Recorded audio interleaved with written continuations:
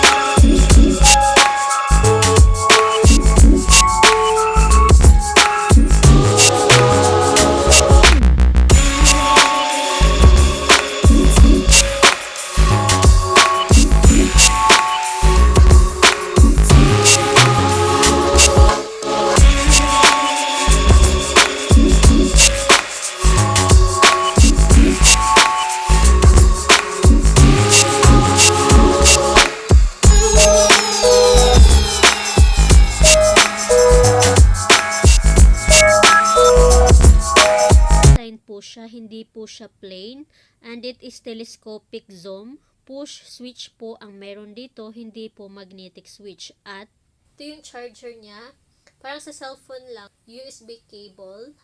Ayan.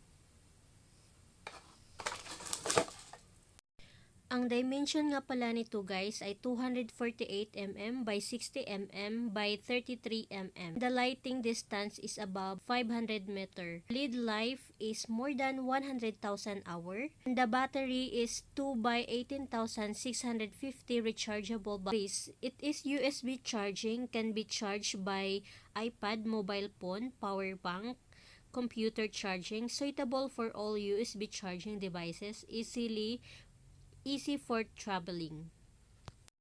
Garberil XHP70 LED flashlight is strong and sturdy model, and it is made of aircraft grade aluminum alloy, the water resistant design.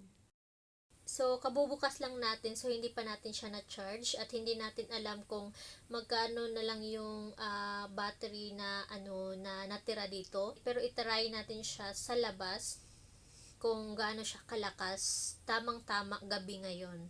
So, makikita natin siya kung gaano siya kalakas. So, let's go!